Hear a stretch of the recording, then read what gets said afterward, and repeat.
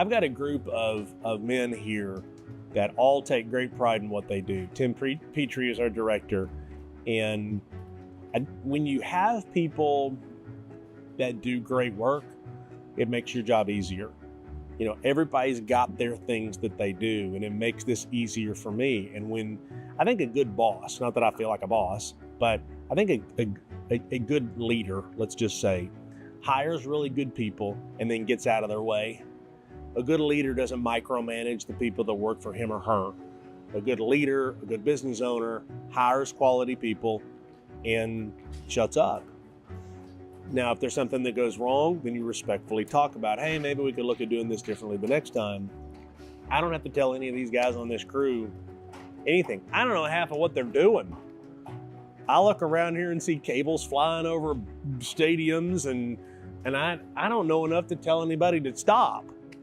So I just kind of walk around and look at everybody's faces, and they all smile, and I smile back. I take a lot of pride in the product that I produce. It's definitely something that I've always wanted to incorporate into my skill set, was just mastering audio and understanding it.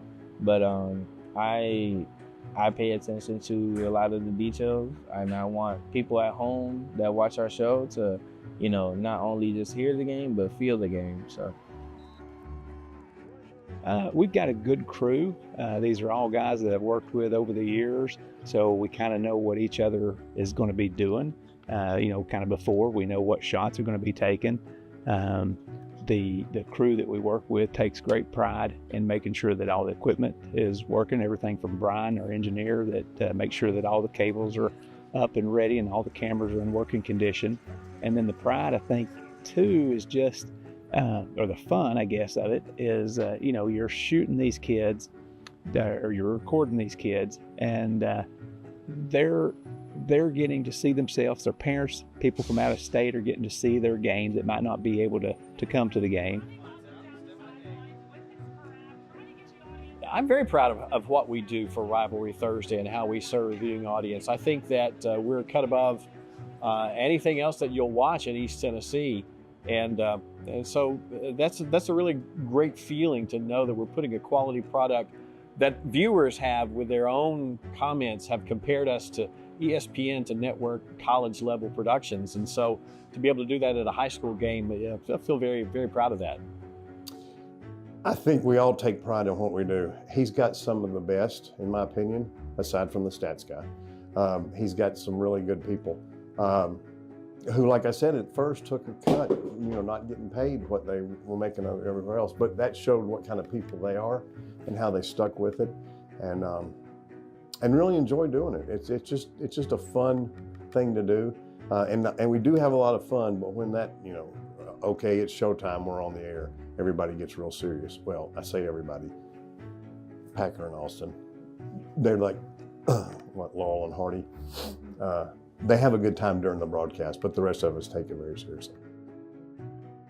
My expectations are that it's gonna definitely, you know, continue to grow. I think that's why I say continue to grow. I think that's very important to say, because we're growing.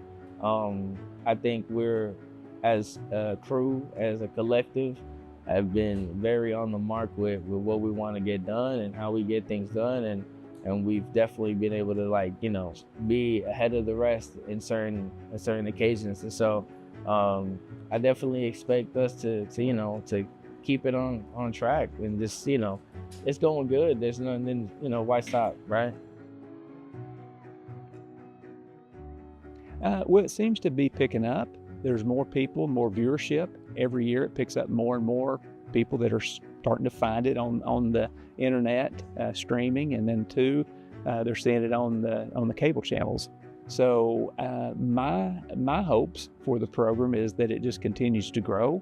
We're already beating some of the rivalry networks that are doing some other stuff, broadcasting some things, but the viewership's picking up. So that's kind of neat to be a part of that and be a part of it with these guys that, like I said, the crew that we've worked with for the last few years. and just being part of that team, it's kind of fun. It's just like when in high school when I was on a football team. You know, everybody has a role, everybody has a position to play, and if everybody does what they're supposed to do, you're going to have a winning season.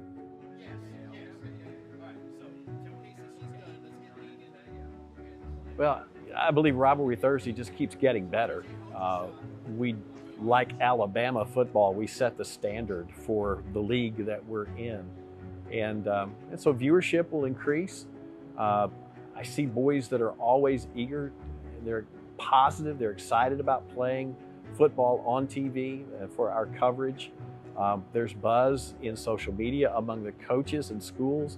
And so it's just momentum that'll just keep growing. I think a testament to it is that as we have changed channels and the audience has followed the Rivalry Thursday product from one channel to the next, now the Knox is just, they're enjoying never before seen ratings. It's the highest ratings that they've ever had on their channel because people are watching Rivalry Thursday. Feature of Rivalry Thursday. It's East Tennessee, it's high school football. It's one of the best. It's come a long ways. The kids are getting exposure. You'll see it tonight. All these kids around here, even with Mark Packer's crew, cameras are going off. These kids tonight, there'll be like 30 million cameras out here. Not 30 million, maybe 30 to 100 cameras out here getting pictures. This is what Rivalry Thursday is all about. Mark's took it to another level. He's took it from the bottom to the highest, and this is what high school football is all about.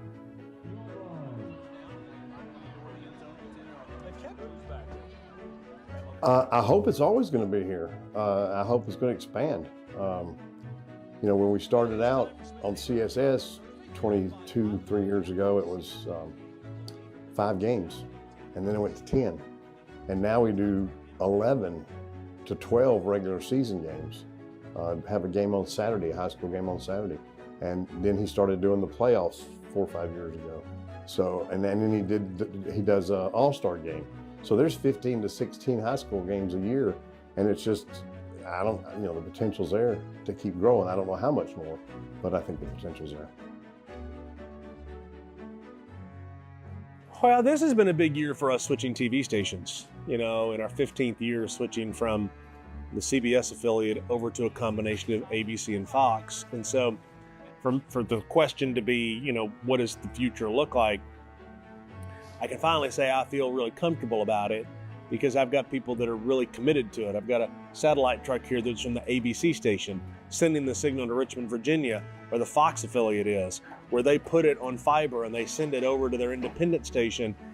And at times we're the #1 show on TV, beating NBC, ABC, Fox, with high school football on an independent. So what's the future? Keep doing what we're doing. Don't screw it up. We're doing a really good product. I'm proud of what everybody's doing. So I just kind of want to stay out of the way. And I got to have sponsors that are committed to what we do. I've got to have sponsors that are about community, that don't worry about if they run a spot that somebody calls 5 minutes later and buys something from them. I got to have people that support what we do in this community. And if I can keep those people for a long period of time, we'll keep doing it. If the well runs dry, I don't know. Guess I'll sell the production unit and start playing more golf.